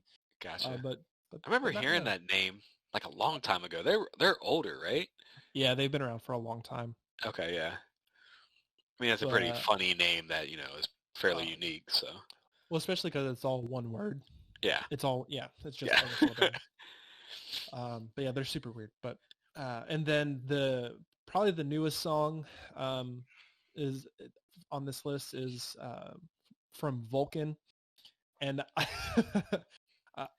we've talked about them a lot just because I just discovered this got band. Hip to them. I think the album came out in November or maybe September. September, I believe. Yeah, just a couple of months ago, and it was on a website that was like, maybe you missed this year, and it was this album. And when I first pulled it up, I was like, I don't know, because the album is over an hour long, and these days that kind of turns me off. Like a lot of the albums that I love are an hour plus or like really long albums, but these days I'm like, I don't know. It's just time is money. Yeah. Yeah. But this album absolutely blew me away. The song is called Blinding Ornaments from the album Technatura. And it's just like a prog rock fucking masterpiece. Oh, the whole album is amazing. Oh my god. And like I said, like I almost put one of the tracks on my list, and it, like you said, it literally just came out, and it's like, holy shit, this is good. Yeah, like I've only known about this band for maybe a week, a week at this point. So they absolutely blew me away, and so I think it was Static X got bumped from the list for one of these songs. Yeah, I was trying to figure out what it was. Well, yeah, it was Static X. All right, but yes. But if anybody is listening, if you dig like Dream Theater or Between the Buried and Me, stuff like that, these guys are right up that alley. They're fucking awesome. And then definitely a big switch between this song and the next. This one caught me off guard as well. It's a song called Spiritual Warfare by a band called Devastator. So I think they're a German band. Or no, they're from the UK. So this is another kind of style of metal that it's never really landed home for me. It really sounds like they're like a new age Slayer kind of band. So it's real thrashy. But for whatever reason, this album stood out to me because it was just the riffs were real memorable. The vocals, even though they're ridiculous and like the lyrics are ridiculous, really were memorable for me. And like there's a lot of melody and the guitar work and the solos are really good. Mm-hmm. But yeah, so I don't know. Like I've found a couple thrash albums recently that have really stood out to me, and I've never really enjoyed thrash that much other than the classics. But Yeah. To be honest with you, this one didn't really hit for me. oh yeah, I could see that. Yeah. It wasn't bad, but I'm just like, okay. Kind of, it wasn't amazing. It wasn't bad. It was kind of middling, I guess. For sure. Yeah. Yeah, I could see that. And like I said, and on any, like I said, it's weird because for other bands that sound like this, of which there are many, I feel the same way. But like you said, for some reason, it stuck out for you. Yeah. Yep. My music taste gets weirder every day. I don't know. And then next is I have no idea how to pronounce his last name still. But it's Pucciato? Could be Pucciato? Pucciato. I don't know. Pucciato? I don't know. But it's the vocalist of Dillinger Escape Plan, who is sadly no longer around. But a song called "Do You Need Me to Remind You" from his first solo album that came out this year called "Child Soldier, Creator of God." Really good track. Oh, it's so good. One of the first ones that I saved, like the first playthrough. Yeah, his vocals are just next level, dude. Bananas, yep. He doesn't sound like anyone else. No. And because I've never really enjoyed a ton of the Dillinger Escape Plan stuff until recently, I'm just now starting to really get around to listening to his stuff and really, really, really enjoying his vocals. But the vibe to this song is like, I dig it. Yeah, it's super dark, but it's like the way that it just kind of goes slow and then it kind of builds, and yeah, it's super great track. And there's a bunch of really good stuff on that album, but this was definitely the one that I listened to the most. And then to switch it up completely is one of the best progressive death metal bands around right now, Black Crown Initiate, a song called "Years in Frigid Light." And they've been putting out stuff kind of here and there throughout the years. I know they're kind of they're kind of a working man's band. They real blue collar, real lunch pail kind of band. First guy in, last guy out kind of band. Actually, funny thing. I actually saw these guys in a bar in Covington a couple years ago when they were playing. Okay, shit. Yeah, you weren't joking. No. They haven't gotten a ton of exposure until real recently, but they absolutely deserve it. Okay. They're a bunch of really good dudes. Like I've actually been following them since I found their original EP. Like I don't know how many years ago, a while ago. 2013. Yeah. Yeah, I enjoyed it. Yeah, it's real heavy. They do have two vocalists. I love everything they do, but really the thing that keeps me coming back is the clean vocalist. His name is Andy, and he's also the guitarist. And but his vocals and the way they sound and the way he sings just really, really sticks in my head, and it just is super memorable for me. So they're a band I've been following for a long time, and I'll continue to follow them for a long time because they just put out great stuff. For sure. But it's super heavy. I enjoyed it. It's not obviously not as heavy as some of the other stuff that was on there, but I didn't realize like they were a smaller act. They have a really big sound. Oh yeah. No. I think if I remember, I'll send you their first EP, which for better or worse, I actually think is still the best thing they've done so far. But and then to switch it up from the entire list. Yeah. so this is like the Phoebe Bridgers of your list, like, because that was like nothing else that I had. This was, I guess, kind of in the same vein, but I enjoy this song immensely.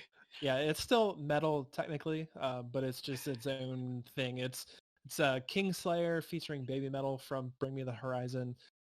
Bring Me the Horizon, not a band that I usually listen to, but Which surprised me. this is just Bring Me the Horizon writing a baby metal song, Yeah. and it is a fucking killer. It's so good. It's so good.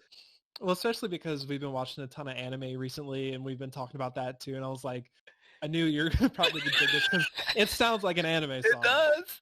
It sounds like most an of their- opening. Yeah, and most of baby metal stuff does sound like it could fit in somewhere on an anime. Oh, for sure. For sure. But it's so fun and it's so catchy and it's just great. Mhm. So, and like I said, it's basically like obviously it's technically a Bring Me the Horizon song, but it's just a baby metal song. It is. And what's crazy is like I enjoy both of these bands like separately, and I had no Mhm. idea they had this song together. So this was just like, oh, I like this. Yeah, I've come to appreciate Bring Me the Horizon more recently, just because they've really just started doing literally whatever they want. Yep. Like They're just making it- music that they enjoy making. right, and Mhm. that really shows, because it's like they kind of went more mainstreamy, but then they got heavy again, and it's like Mhm. they have more, but they still have a kind of a mainstreamy sound. It's like just because they want to, and I can appreciate Yep. that. Yep. So, and then They just next put on a hell is, of a live show too. do they really? Yeah, I saw them live at Rock on the Range. They're Well, really good. well, I mean, they've been doing it for a long time. Long time. Yep. They've been around for a long time, so I could see them putting on a great show, well, especially for how big they got. Hmm.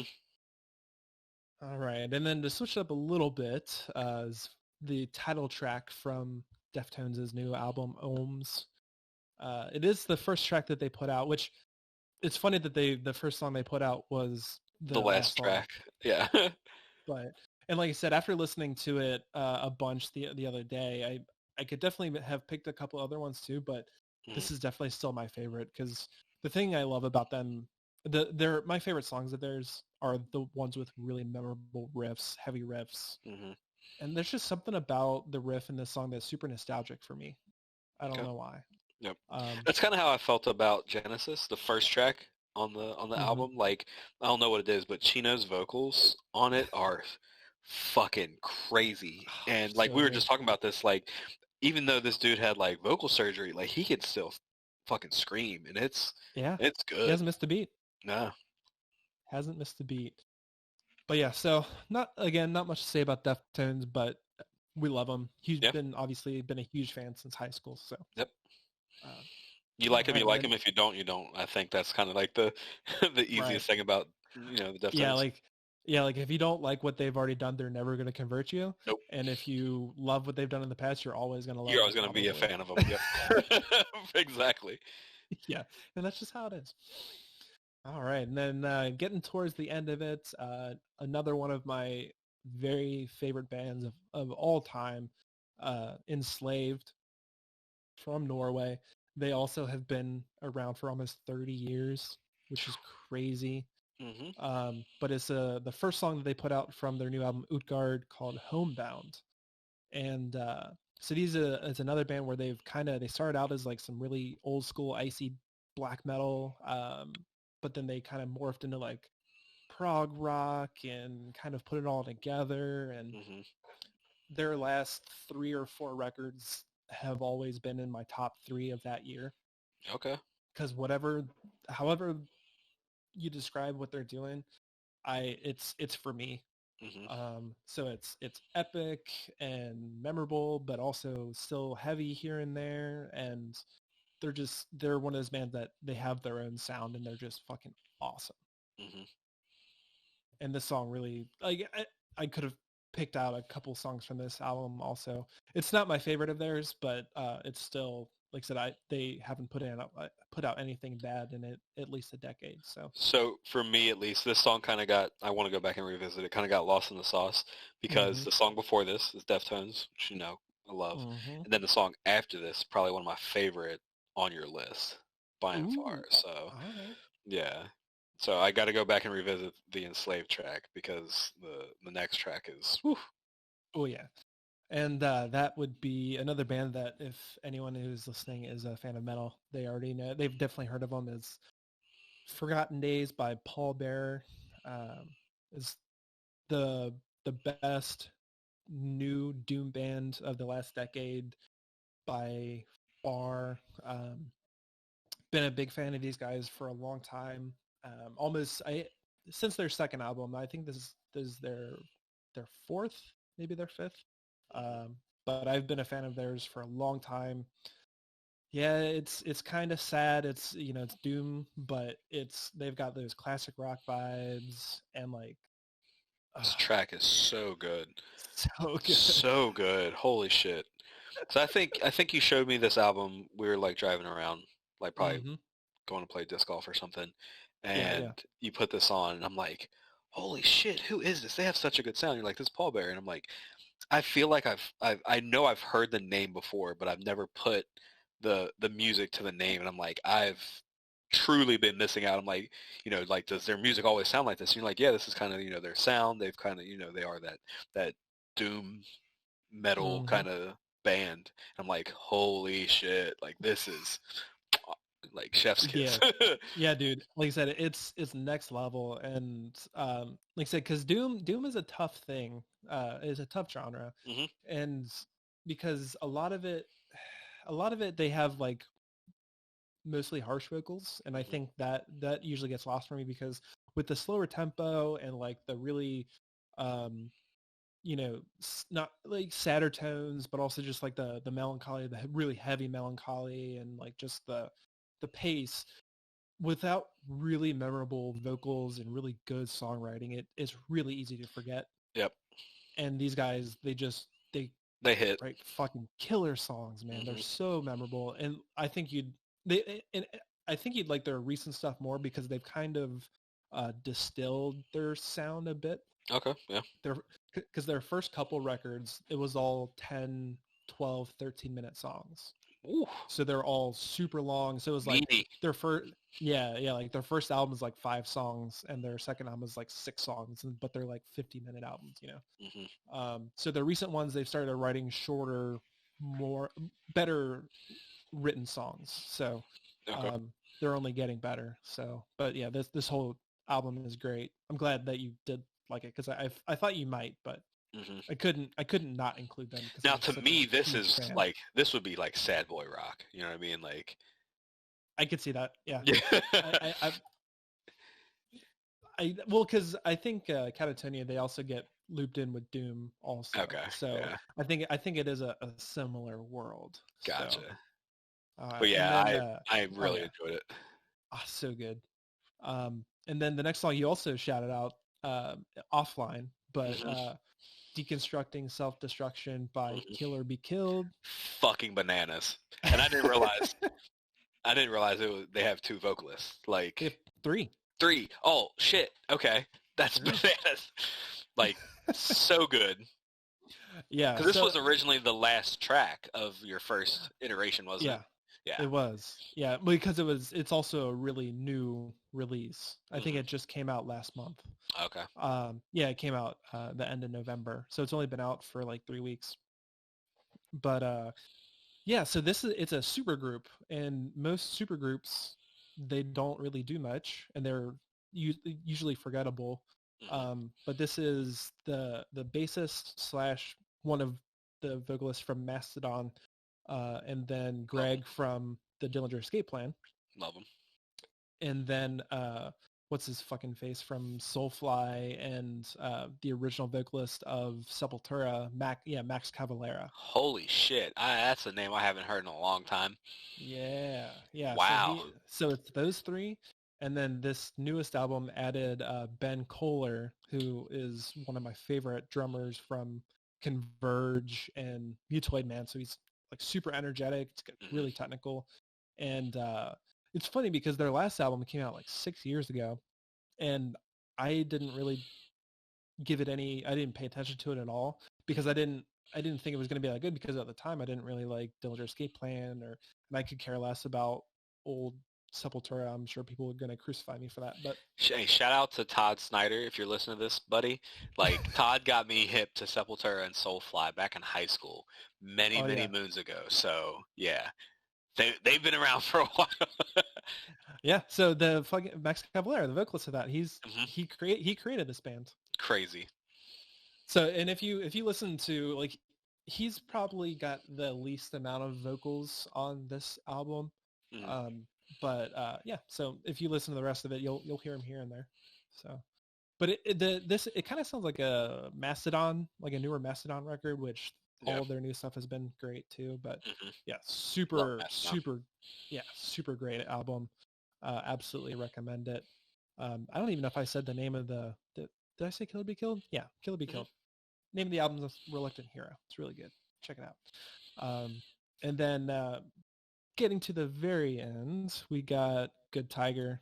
Um, that would also their new album would probably also be in my top 5 of this year. Shit, I didn't Just realize you liked them that much. dude, I've been a huge fan, and like their first record, because I remember when they first came out, because this is their third record. Hmm. I was super hyped about them when they first came out because I knew most of the bands that they Came from, yeah. yeah, and I was a big fan of those bands because like they had like their original drummer was felt like a death metal drummer, and Elliot, I didn't know him too much, but I had heard his stuff with like Tesseract and stuff, and I was Mhm. super hyped because I just thought it was going to be good, and all of their albums are 11 out of 10. So I know when you like originally showed them to me, you're like, "Hey, I feel like you'll like them," and I fell in love with them and have been listening to them nonstop. So when this came out, I'm like, "Hell yeah, I love this album!" But I didn't realize you liked them as much too. Like I thought it was just something Oh like yeah. you're just like, "Hey, I figured Dave would like this." So Mm-mm. And I think there's, like I said, I think there's also kind of a like if I love something, but then also Kristen loves it, then I end up loving it even more because I can listen to it more often. hmm. Yeah, And she also really fell in love with Good Tiger too, nice. on their last album. So we play the hell out of this band. And I just wish they were more active Yeah. because they don't really hardly promote anything at all, or Nope. they barely tour like when touring Like is to a me, I thing. feel like this is more like a passion project. Yeah, Like yeah, yeah. they're doing it because they like really enjoy it, and they're just like, "Yeah, we're just gonna put it out." Right. Not like And this is our yeah. moneymaker. Well, and like I said, because it's technically kind of a super group also, so Hmm. I guess that kind of makes sense. Um, but man, they haven't written a bad song yet. They have a absolute perfect discography for me. Hmm. Um, New No, I albums agree, that 100%. yeah. Maya So even the loves song it. I chose. Oh yeah, Yeah. that. Oh yeah. Well, and like I said, again, it's almost kind of not really the kind of music I Normally, generally. yeah. Yeah, yeah. So I guess it kind of is because it's kind of like proggy rock, but it's more poppy but it's just they write damn good songs. Yep. You can't forget about them.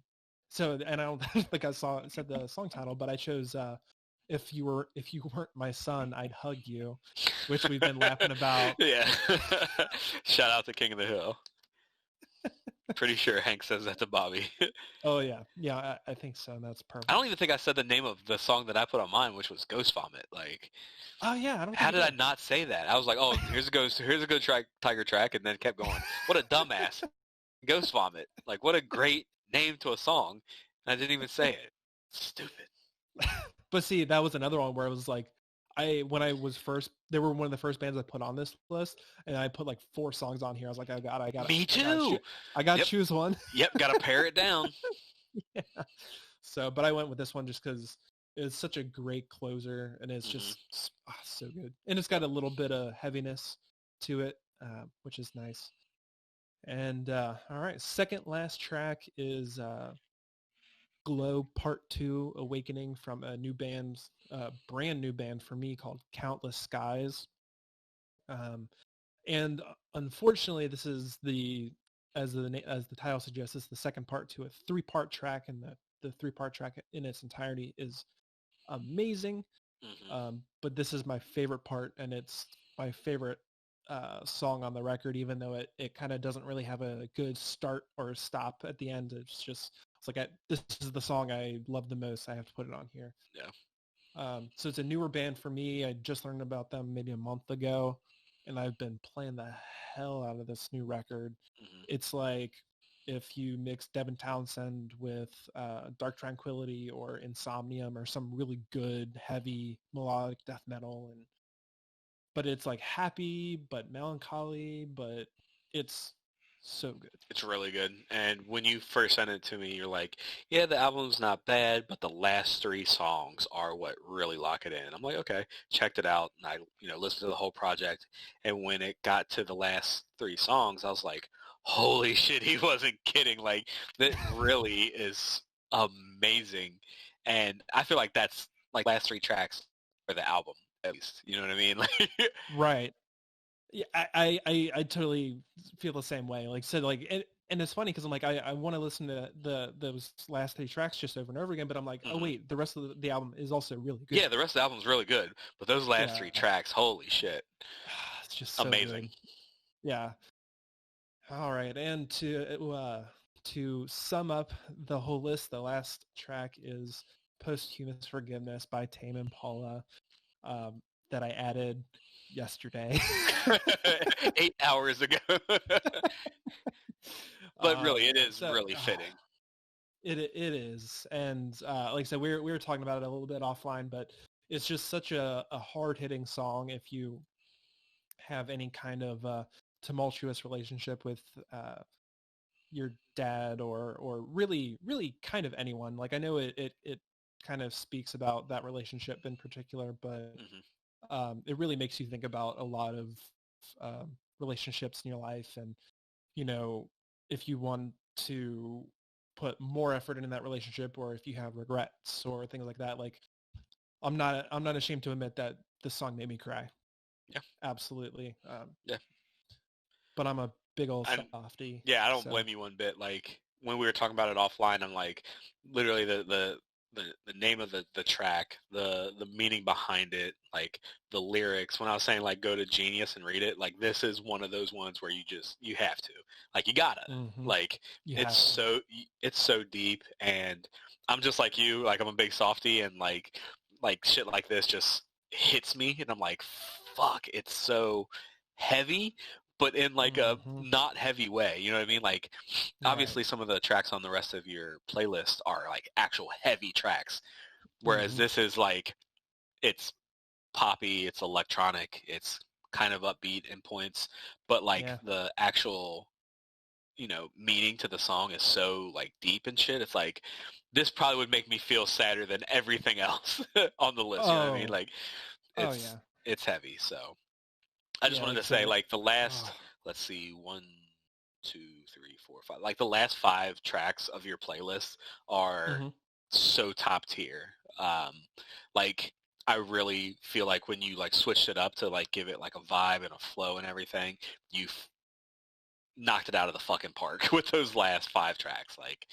I think Nice. you have like a really great vibe to it, and it's really sad in a good way, hmm um, and kind of encapsulates 2020 and like how the end of this year is, hmm so Right. and it's also funny because like not too sure about, the Paul Bearer and Killer Be Killed, but those last 3 tracks are the end to their respective albums too. So Oh shit. Yeah. yeah, Yeah. so that all just kind of fit in and gave it like a really good close. So hmm kudos. Appreciate it. Yeah. I was really happy with how it ended up. Like I said, I mean, well, just to reiterate, there was so much great music this year, and I'm not really sure where I would be without all of it. So, Mm, for sure. but yeah. So that is our end of the year lists. Yeah. So we are, like I said before, we're going to post these to all of our outlets. So please check it out. Share it. Hopefully, both of our lists can give you listeners something new to check out going into 2021.